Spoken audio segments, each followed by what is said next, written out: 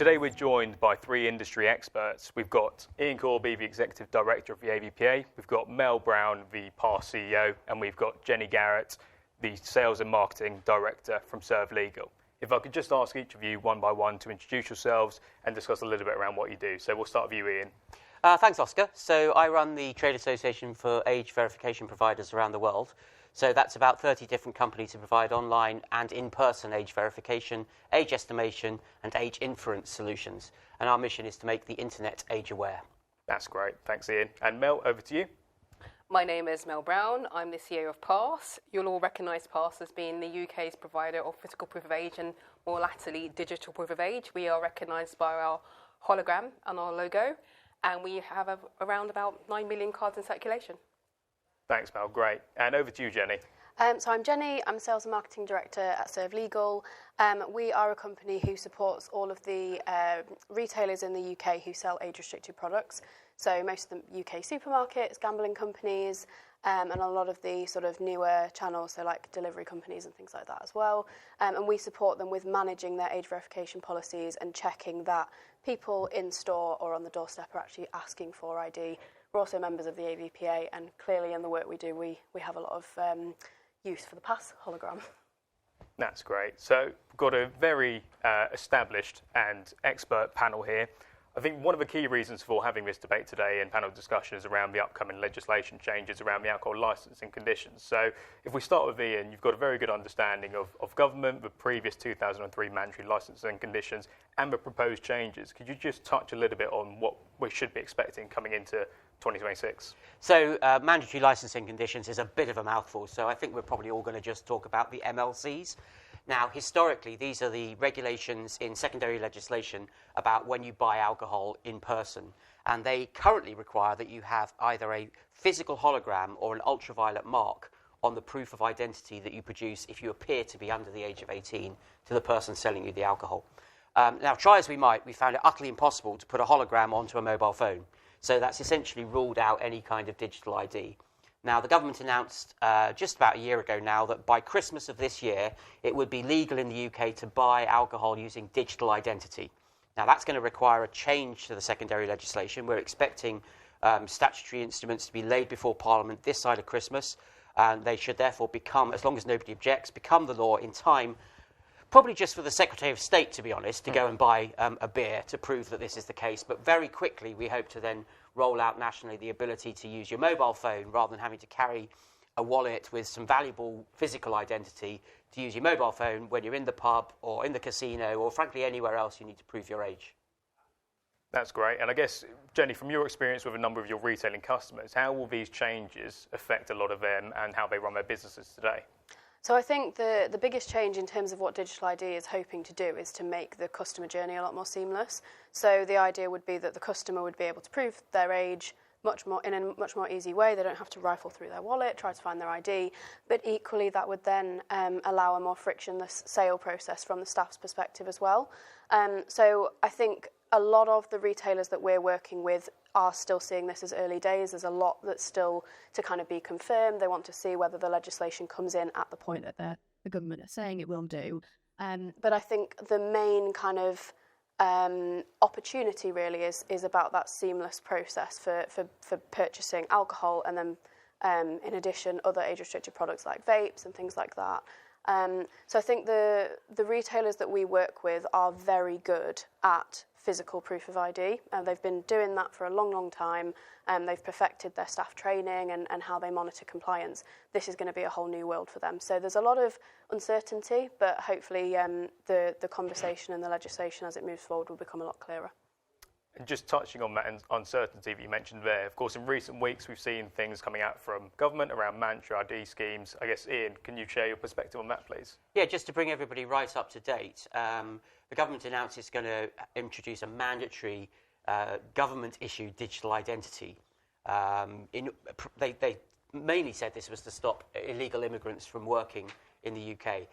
This has really kind of set the cat amongst the pigeons and confused a lot of people because we already actually have a digital right-to-work scheme operating, and that's done through about 50 companies who've been already licensed and certified by government itself as digital verification services. So the government has had to do a little bit of reassurance to the industry now to sort of say, don't worry, we are still going to make use of you guys. And they have firmly committed to continue to introduce the changes to the mandatory licensing conditions, to retain the role of the DVSs, and to point out that this probably isn't going to come in terms of the new government ID until just before the next election, say maybe 4 years from now. And that's a really key point that you mentioned at the end around when this is likely to actually come in, if at all. So I guess, Mel, in terms of Pass and the retailers that you've worked with previously, why should retailers not wait for this new mandatory ID scheme and government-issued IDs?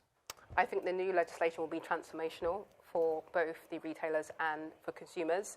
They'll be going into shops at Christmas expecting to be able to use their digital proof of age. Retailers need to be ready for that. And that means ensuring that they've got internal systems and processes to be able to accept digital proof of age, and that will mean gearing staff up for that. And also for the expectation that customers will come in demanding that they can use their digital proof of age. Retailers will need to be, they will benefit from, and customers will benefit from a smoother customer transaction. They'll benefit from being more compliant. There will be less issues with confrontation with staff trying to guesstimate people's ages, because it will be sitting there on your digital proof of age.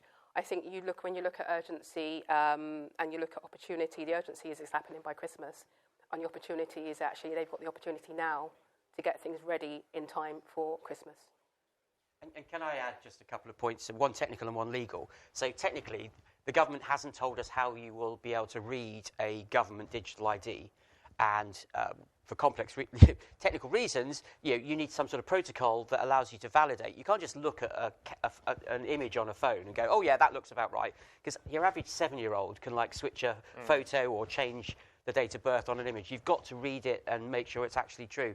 So it may well be that the government decides that they will follow the same protocols that we're adopting with the Pass and Fujitsu solution for the way that you would read a digital ID in future. The other legal point is at present you can only accept a digital ID under the new rules if you are a certified digital verification provider. And that may well be the same operation that they put in place for the new government ID. So again, it's very likely we'll just be using the same technology. No, very, very valid point. Thanks for that, Iain. So moving on from legislation and government, let's talk around retailers, their opportunities and some of the challenges that they're going to face with this new technology coming in. So I guess, Jenni, starting with you, what are some of the biggest misconceptions amongst retailers with this new digital age technology coming in? I think it's not so much about misconceptions, it's more confusion, and there has been a certain amount of information put into the sphere by the government, and also a lack of information. And that's what we're hearing from our retailer clients, that there is this understanding that digital ID is coming, it's going to be able to be used for alcohol sales, but what does that mean in terms of how do their staff actually scan that? How do they check that the digital ID that their customer chooses is on the DVS register? How do they make sure that that person is the person that's showing the ID? And these are all the challenges that at the moment, they've spent years and years working with ServeLegal and with the AVPA and various different organisations to perfect the way that their staff look at a physical ID, whether that be a pass card, a passport, a driver's licence. And so all of that has got to shift. But I think one thing that's important is that the government is not mandating that digital ID has to be the only way to prove age. So retailers are going to have one channel that if somebody says, if they're asked for ID, they look under 25, they choose to continue to present a passport or a physical ID, this is one stream of staff training and one set of requirements that they will need to follow. And then equally, if they present a digital ID, it's a whole different set of verification requirements. So I think one of the confusion areas at the moment is kind of what will those two streams look like? How will the technology that kind of needs to be presented help them with that? I think there's a lot of maybe misunderstanding or lack of information about the cost of this to retailers as well at the moment. So we're certainly hearing from the big supermarkets that we work with that they need to understand what the infrastructure cost, the software cost will be so that they can kind of make the business case. But we're certainly hearing that all of the retailers know that their customers are going to want this, whether it's at Christmas or whether it's over the next few years. It's likely to be before the end of this Parliament that the public are expecting that this is something they can use. So I think the main confusion really is just what does it actually look like in practice? What is the interoperability solution? are there multiple solutions? Is there only going to be one that kind of ends up being the one solution? And I think really everything else at the moment is just kind of, they will work out their training policies once they can see how the infrastructure changes and the software. They think they've got a long period of time in which they can do all some of this without really realising they can actually do it all by Christmas. So when we speak to retailers, we're hearing, but you've got the mobile driving licence, you've got the mobile passport, and now you've got the brick card, we can wait for them. But actually, consumers are expecting something pretty sharpish, and I think waiting 2 or 3 years for a solution is not really doable. And that point about interoperability is really important, because what you don't want is on a till having 5 or 6 or 7 different bits of kit to read 5 or 6 or 7 different sources of digital proof of age. So we've always been pressing, as the Age Verification Trade Association, that we want a single protocol that will work in any store, so that any ID can be used in any licensed premises. And that's the beauty of the solution that you've been working on with Pass. And no customer, actually, just touching on what you said, Iain, no customer wants to go into one retailer and use one proof of age and then go into someone else and use a different one. It's just totally confusing. They want one system, and that's the feedback we're getting as well. And I think we're also hearing, so we sit at quite an interesting intersection, because we have our 18 and 19-year-old auditors that actually go out and complete these audits across the country, as well as the retailer clients that we work with. So we get feedback and information about what the young people who are going to be most impacted by digital ID becoming a reality, as well as the retailers that are going to have to facilitate it. And I think in general there is a massive appetite for digital ID. But there is also a feeling that the retailers need to make sure that they continue to focus on the point of that seamless customer journey. You don't get a seamless customer journey if you've got to have one digital ID and one way to scan, or even staff training where you've got to think about 7 different ways to accept different types of digital ID. That's not practical for retailers, and that will not be a solution that they would invest in. So we are hearing from most of the major supermarkets that they would actually prefer the government to sort of say, this is the interoperability solution, this is the framework that everybody needs to use, because that will then remove some of that uncertainty from the mix. And you're probably both too young to remember, but when I was a young management consultant, I was given a diner's card club, and it was absolutely useless. You couldn't use it anywhere. And then we got an Amex, and that was a little bit better, but still not perfect. Now we're quite used to pulling out any bit of plastic and being able to use it in any store. And that just means it's much more faster adoption by the public. And I worry if we have this sort of this fragmented market, then that will really put a brake on people adopting the technology. Can we just touch on cost as well? I think the perception that the interoperability system needs to be expensive, it absolutely doesn't. And in terms of the kind of interoperable system we put together, it isn't. And our research shows that in terms of saving in time at, for example, a self-checkout, saving time at a till, less customer and staff interaction, they actually benefit and make more savings than actually the cost of the interoperable system. Yeah, I mean, one of the challenges of having universal acceptance is you can only have one price. So you can't have different providers setting their own prices. So that's why you need a sort of a non-profit like Pass sitting in the middle, being the honest broker, and collecting a sufficient revenue to make that system work, and then sharing it fairly amongst all the providers. And I think non-profit is absolutely, touching on that again, as you know, Pass is non-profit. It's absolutely vital. I mean, we are not there to make money. We're just there to offer a system that works, and that young people can go in there and purchase products, whether it be alcohol or something else, using the right system and process. Great points and great discussion. I guess the main sort of positive of and key principle of this technology is to enable people who are of age to purchase age-restricted products and people who are underage to not get access to those products. So talking around interoperability, the different market players out there, what does market readiness look like from an industry perspective, but also from a retailer's perspective? We start with you, Iain. So from an industry perspective, I think most of the work is going to be done by the till manufacturers, because actually relatively few of the retailers control their own till infrastructure. So the tills need to be adapted to have what they call the SDK, the little bit of software within them that will just allow them to read the QR code that's presented from a Pass-approved digital proof of age. So that's, I think, where the focus of the industry preparation comes. And then for consumers, we're obviously just going to need to educate them about the opportunity to use this, so that they do make the effort to download and set up something before they go shopping, so they're ready to go. I mean, I agree with that. It's about all the ecosystems working together to produce a process and system that works. In terms of retailers, we touched on it earlier, it's a little bit about making sure they are ready, staff are ready. People can go into a supermarket or in another shop and know staff can accept them. They know what the process looks like, the transactional process looks like. Equally, they can go into a pub or a bar and have that equally the same type of process. For customers, it's about them educating them as well, but them going into a shop with the confidence knowing that their digital proof of age is going to be accepted, not just in that one shop, but everywhere. That's a really good point, actually. One thing we were told over and over again at the start of this journey by retailers and other licensed premises, we just want one simple way of training our staff.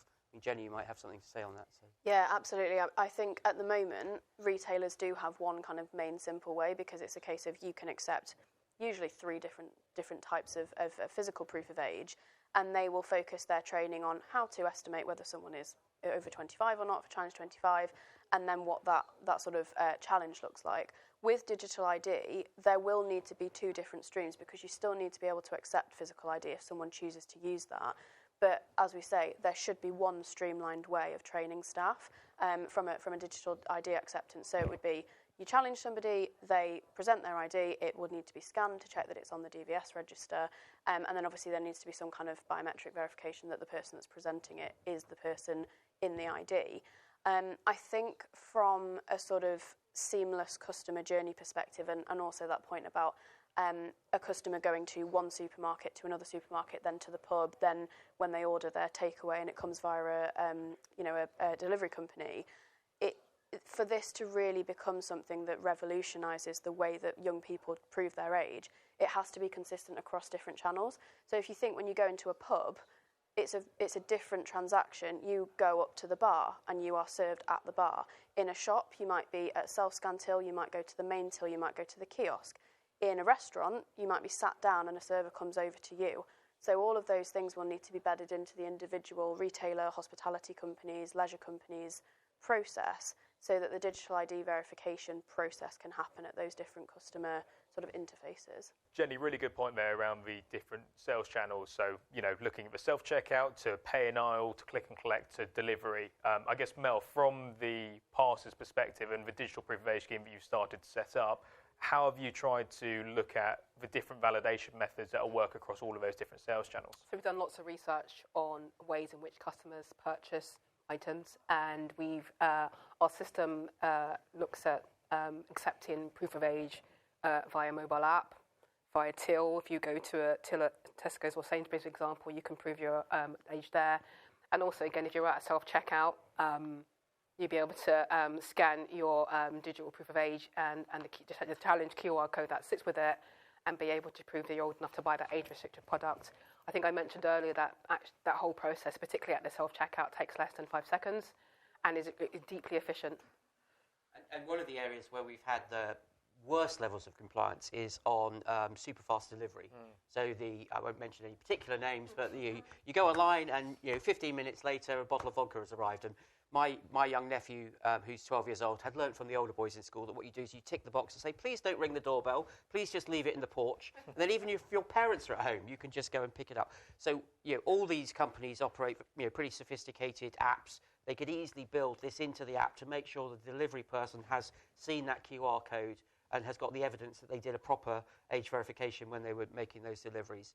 I do think we need to be careful about allowing people to do visual inspection. This is a debate we've had a number of times. I wanted just a blank screen with nothing but the QR code to put people off from just glancing at something, because, as I said earlier, the average 7-year-old can edit an image. But with the proviso that the training always says you must validate these, then we can run it across all these different channels with multiple different ways of doing that validation.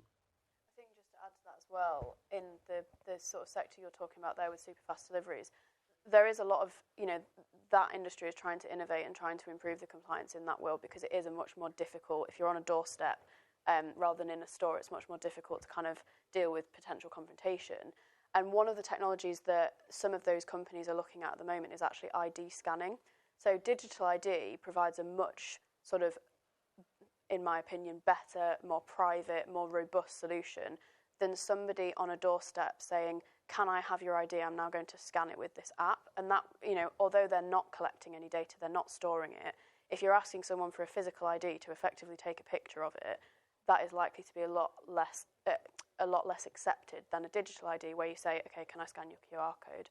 So I think it's possibly a technology that will really help the areas that we're seeing that have the most challenging compliance. And particularly to Mel's point, we see with our data around age verification audits that in a supermarket environment, the self-scan tills are the lower performers in terms of compliance, because you've often got one person looking after 7, 10 different tills. And so the digital ID coming in, and then with the addition potentially of age estimation, is likely to support that so that there's less reliance on the human. I think the human is still, it's important that there is oversight for things like if there are spoofing and things like that as this technology moves forward. Exactly. Isn't allowed either, so. Yeah, all sorts of different reasons. So it's important that retailers aren't taking the human out of the equation, but you're reducing the pressure and you're reducing the number of, as you said, yellow lights that they've got to look at on the top of the self-scan tills. And that's what will go with this solution, because you'll simply be able to authenticate, prove you are the same person who proved originally the age to that app, and then just produce that QR code and show it to the till, and then you're out of there. No waiting around. I mean, our trials that we've done, our live trials have shown that transaction could be completed within less than 5 seconds if they've got their digital proof of age. I think that touches on something really important from the data we collect as well around the confrontation that happens at the moment for age verification challenges. So we actually find that a lot of staff will choose not to challenge someone just because of the perception that there might then be an argument or a confrontation with the customer, often not because there has been or there is any kind of animosity. And so if there are more and more transactions going through where the customer can effectively self-certify that they are old enough, it will remove that perception of staff when they do need to challenge or they do need to intervene that, oh my goodness, there's a young person here, I'm likely to get a bit of ag here, I'm not going to challenge just to avoid the friction. So hopefully that will help with the non-digital ID process as well as the streamlining of when people choose to use that as well. I mean, it helps with the digital process as well, because actually the staff can say, it's not me, it's what the system has said, and that kind of gives them a get-out clause, and then they can actually deal with matters in that way. And I think that also touches on the sort of next stage after digital ID, which we expect will be age estimation, and the way that the ecosystem of digital ID and age estimation can hopefully then work together. A lot of our retail clients are really excited about the sort of the time saving and the truly frictionless experience for a customer if there doesn't need to be that reliance on staff to kind of say, does this person look over or under 25? With digital ID in some circumstances that is still required. A human still needs to make that decision and then challenge for ID. But if age estimation is something that comes further down the line, as the retailers hopefully will really adopt digital ID and have that streamlined into their processes, the age estimation can then fit seamlessly into that kind of customer journey and provide those time savings as well. Yeah, the other thing, of course, as a benefit is at the moment, from a compliance perspective, the retailers are expected to keep what they call a refusals log. Mm-hmm. So they only list whenever they turn somebody away.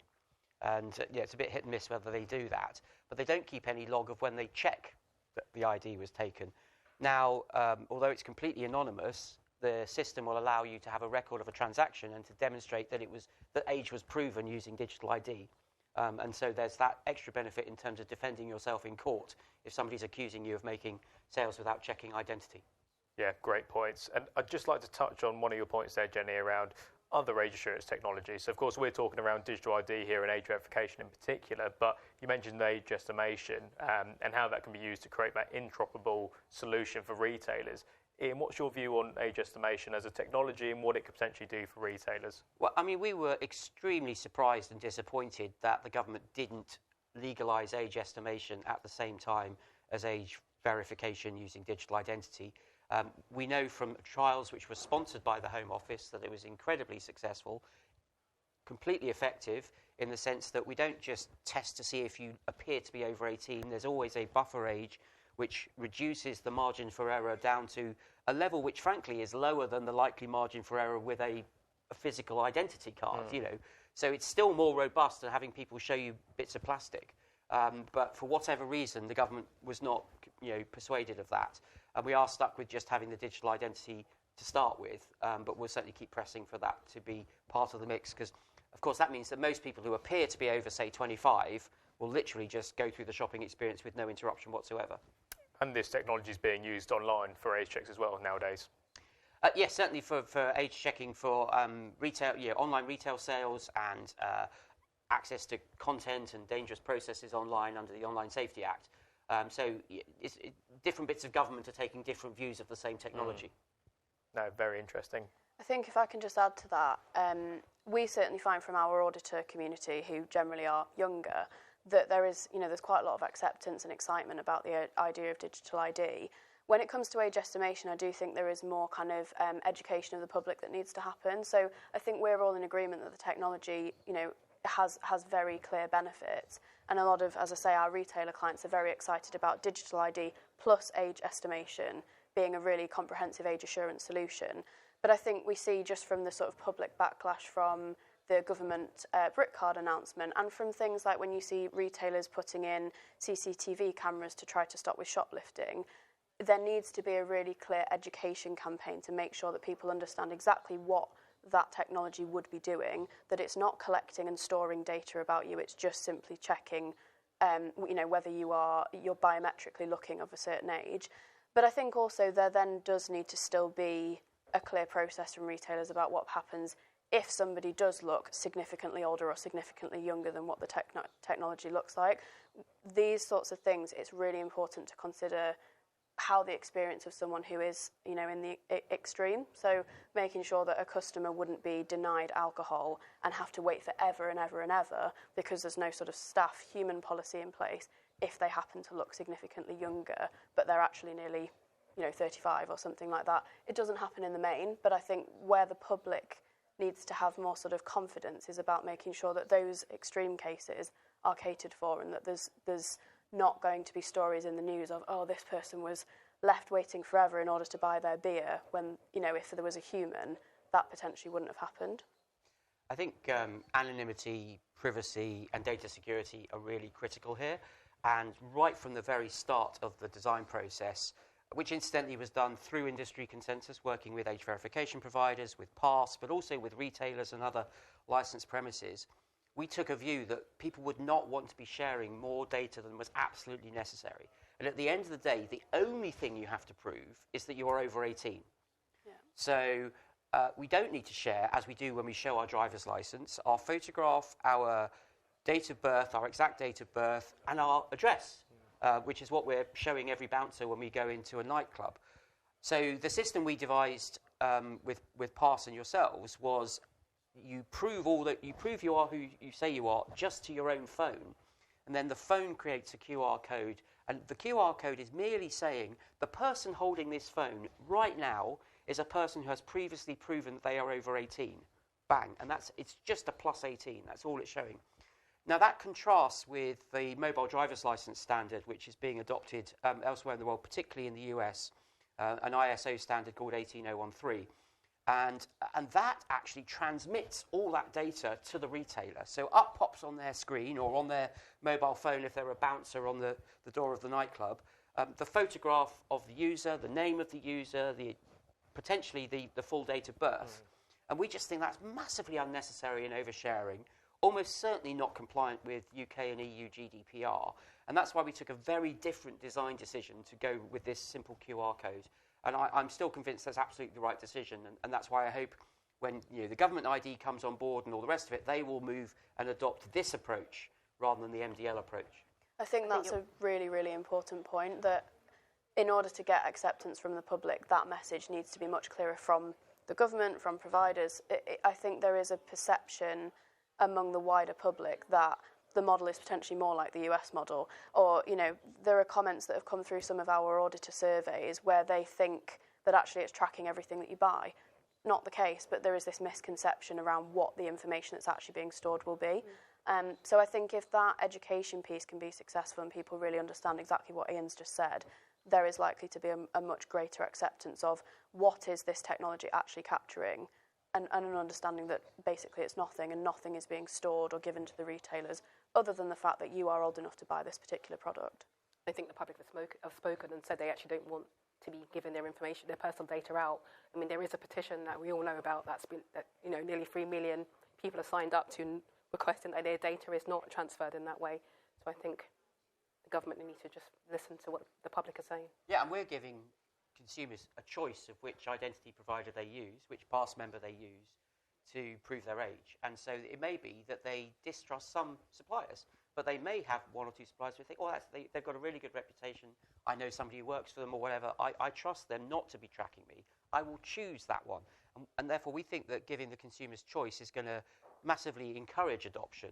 But I think we've got the right way going forward, and hopefully through the consultation period, which is coming up for the government digital ID, we'll be able to persuade them that we were right. Yeah. Very, very key points. I guess from a consumer perspective, do you think views on personal identifiable information and data is different across different consumer groups and age categories, essentially?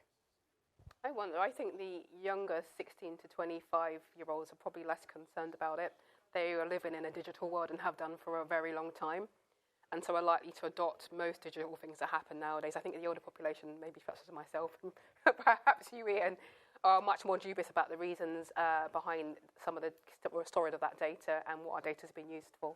I think just to sort of represent the voice of certainly our auditor community, so we have 10,000 young people across the country that do these compliance audits, I would generally tend to agree with Mel that there is broad acceptance and almost excitement about, there's been so many times where I have forgotten to take my purse with me somewhere, I've been asked for ID, and I then can't buy my bottle of wine for that evening, and it's really frustrating. And so the idea of having digital ID on my phone that I always have with me is fantastic.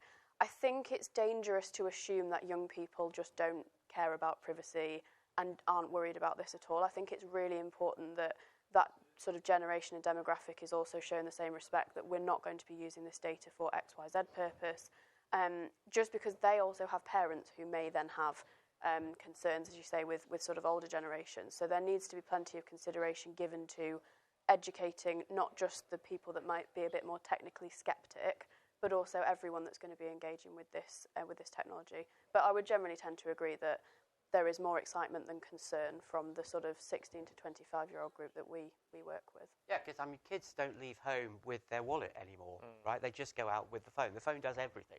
So I think we will need to work hard to reassure people. We keep talking about digital ID, for example. We're talking about digital proof of age, which is a slightly different thing. So we need to be a bit careful with our language as well, that people don't think you're being identified every time you're just proving your age. That's a very key point. What's the difference between digital proof of age and digital ID? Well, literally, proof of age is just saying that the person holding the phone is 18 plus or 16 plus if it's an energy drink or whatever the requirement might be, and not sharing any other information about that individual. And this rather clever approach we've come up with of making sure it's the right individual, but doing that entirely on your own device, so that none of that personal data is shared, even though we've still bound, as we describe it, the proof to the individual, is what really makes this solution stand out from any of the alternatives. I think it's flexible enough, our solution, where if someone does need to, for whatever reason, show their full date of birth or their address, that they can actually do that. But it's by consent rather than it being taken automatically. Yeah, some local authorities, licensing authorities, will impose a specific legal condition on maybe a particularly rowdy pub or club that's had some trouble in the past, that says you must make a record of identities when people come into your premises. Now, that is a legal requirement, which makes it therefore legal under GDPR to collect that information for a given period of time. And this system is flexible enough to allow you to do that. But as Mel says, the consumer has to actively consent to that. It's not just being done by accident all the time in this sort of blurred legal position. No, great. I think two of the key messages that I'm gathering from all the conversation that's been happening today is, one, clarity from government, making sure that there's an understanding via the industry experts, such as age verification and digital ID providers, but also for retailers. And the second theme is more around education, so educating retailers on what government says firstly, but also educating the masses and consumers around what digital proof of age and digital ID is. So really, really interesting conversation topics here. I guess, Jenni, from a retailer's point of view, how can they ensure consistency across all of their different customer touch points? Because as you mentioned earlier, you've got delivery, you've got click and collect, you've got self-checkouts, for example. how can they ensure that consistency across all of those sales channels? I think the key answer really is a solid interoperability solution. And, I guess you've got the point here about does, for example, Tesco want to make sure that all of its sales channels are the same? But there's also the wider element of, from a consumer perspective, is the experience the same across Tesco's and Morrison's and Asda and Aldi? So I think there's an individual retailer focus about making sure that if you order alcohol through home delivery, or if you order it through one of their rapid delivery channels, or you pay for it at a main till, you pay for it at a self-scan till, that all of those things have been taken into consideration. And an interoperability solution that allows whatever digital ID the young person chooses to buy to then be scanned and verified in the same way is absolutely essential, because retailers are not going to be spending time and money on educating their staff, who often have high turnover and need to be retrained regularly through the year on 7 different ways to verify 7 different forms of ID. I think what's going to be really crucial is that they, as retailers, look at their current process for accepting physical ID, verifying that. As Iain says, there are some retailers, particularly in the gambling sector, that have a requirement to write those things down. So they're going to have to to record things like the challenge. They're going to have to shift that into a way that works for digital ID. And that also then includes things like, how do you train your staff initially? They might not understand how this technology works because they don't use it themselves. If they're not being asked for ID very regularly, how do you then audit that staff are interacting with it properly? There's always going to be a scenario in which someone could show an ID, it's not then it's not verified properly, and so retailers are going to have to consider how do they make sure that they're doing audits for that, whether it's internal or external. But it's basically about looking at all of their policies and saying, what does this look like in the digital world? And obviously everyone is sort of in this conversation is available to kind of support with that, from trade bodies. ServeLegal certainly really keen to support with that transition, because without the focus on that, it could be that consumers then have a really difficult experience if they're then saying, I've got this ID, and they go to a store and they say, oh, we don't accept that one, because that's going to be a disaster. Yeah, I think it's worth thinking about the alternative. We could, I think when PASS first started looking at this, there was no concept of interoperability, and we thought we would go through the same sort of process you went with trying to choose between VHS, Betamax and Blu-ray, and there would be different companies offering different IDs, and one would get the Asda contract, the other one would get the Tesco's contract. It would just be a complete mess. And so I think because PASS has taken the initiative, with a bit of persuasion, to be in the lead on this and to create this wonderful opportunity for the entire UK licensed sector to have a single mechanism to validate every digital proof of age they might be presented with, and potentially government ID in the future. And that could apply to mobile, digital driver's licenses from the UK government, to mobile passports, which you might get in future. All of these things can use that same common open protocol in a way that we guarantees is going to be fair to everybody, because it is run by this non-profit. And it was a brave step to try and jump to the end game rather than just allowing the market to evolve, because we've seen how that has happened with credit cards, as I described earlier. But we thought, no, blow that. Let's just get to the destination. Let's have a vision and let's get there. And we've worked very hard for far too many years to get this right. So I really hope now that the retail community in particular will take that opportunity, because if they miss it, then it's going to be a mess for another 5 years. As PASS has done the work. Iain and I worked quite closely on doing some of the DPASS. We've done the work, we've done the consultation, we've reached out to so many different parties to get their feedback and their understanding, their ideas. We have a solution that works. So we are ready to roll out, and we'll be ready to integrate into many retailers well before Christmas. So I would encourage them to contact PASS so we can have that conversation. And you've both mentioned, the number of stakeholders that make up the ecosystem of a digital proof of age scheme, from the consumers, the digital proof of age providers, the retailers.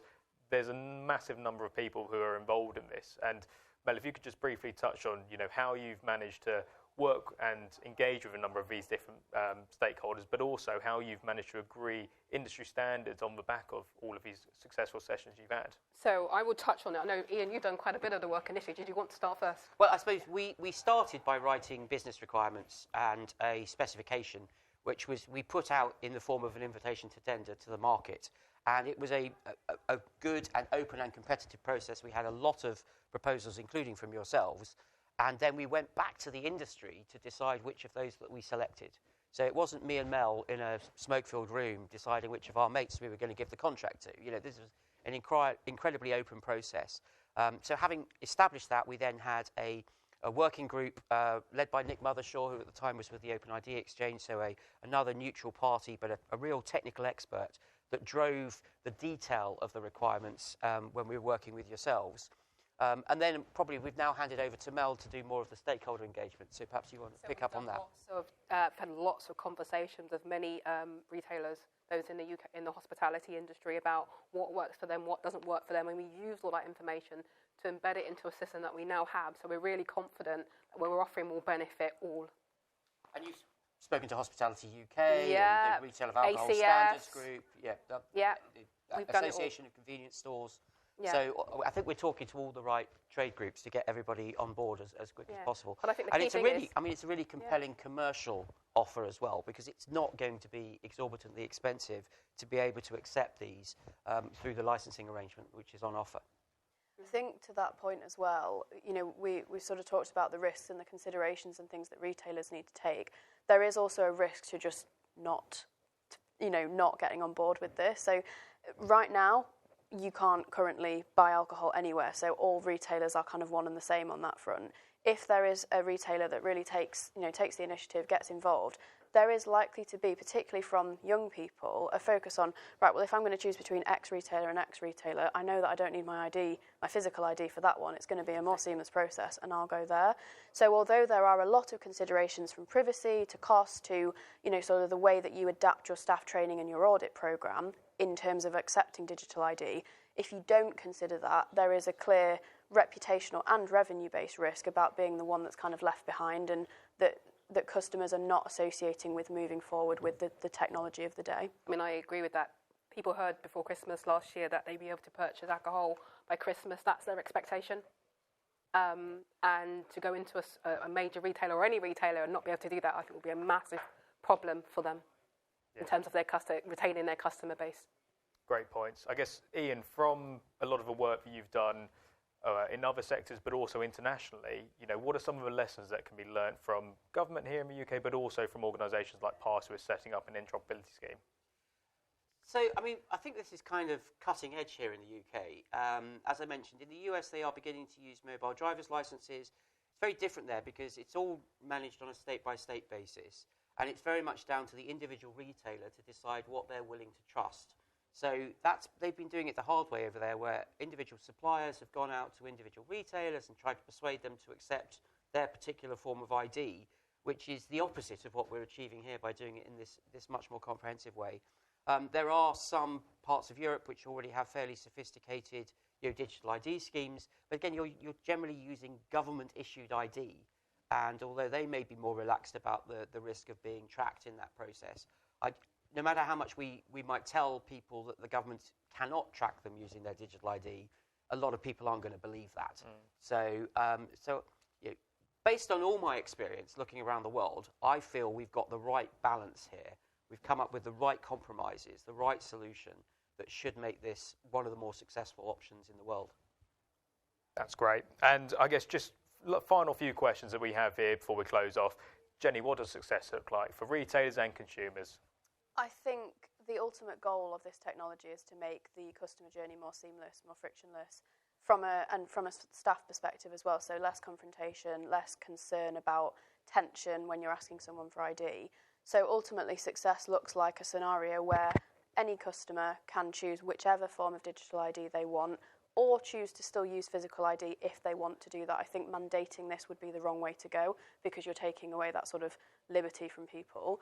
But the vast majority of people are likely to move in the direction of a more seamless, more frictionless technology. So success basically is I can go into any shop, I can choose which retailer I'm going to go and buy my alcohol, my vape, my whatever I want to buy that's age restricted. It's a seamless process. The staff understand how to do that. The retailer is then still able to prove that they're doing their due diligence to trading standards and the authority and things like that. And the time saving that the retailers get from that is obviously a cost benefit to them as well. And Mel, coming to you, what does success look like for Pass? You know, as a non-for-profit organisation who's looking to launch a digital proof of age interoperability scheme, how do you see the next few months and years going? I mean, success looks like for us is that all the hard work, time and effort and consultation and discussions you've had with a number of different organisations coming together, and for them to be able to use our interoperable system successfully, and for that to be the single most important one that people use and draw on from our trusted brand, and from the fact we've been doing this for a significant period of time. We've put the work in, we have a system that we know that works, we know it saves time, we know it saves money, and we know consumers have confidence in our brand. So success looks like for us is that we become the organisation that people defer to when they're looking at proof of age. Thanks, Mel. And Iain, same question to you. From your members under the AVPA, what does success look like for you for digital proof of age or digital ID in the UK? So I think we want to make sure we maintain the high degree of innovation there's been in this market. We mentioned the introduction of age estimation at some point, which I think would be a helpful addition. But also that those who are producing digital proof of age continue to innovate, to maintain their systems, to maintain the security standards we're going to need in a world of deepfakes and AI. You know, this is not it's not an inexpensive or unsophisticated industry to be in. And that's why we were pleased that we agreed with Pass that there would be a share of the revenues that goes to the suppliers. And we don't actually have to agree what that is, because if there aren't enough suppliers issuing digital Pass, then obviously the share of revenue isn't good enough. So I think that will be a market balancing exercise. And as I said, I hope we'll have plenty of new entrants into the market. It'll be low barriers to entry for people to come in and get on board with this scheme. And make it a very vibrant and interesting market with lots of opportunities around it, of course, because the providers can get into doing discount schemes and promotions and all the rest of it. So it's a really exciting opportunity for our members. Perfect. Well, thanks all very much for your time. It's been a great discussion over the past 60 minutes. A lot of interesting thoughts, insights and angles were shared. So thank you all very much.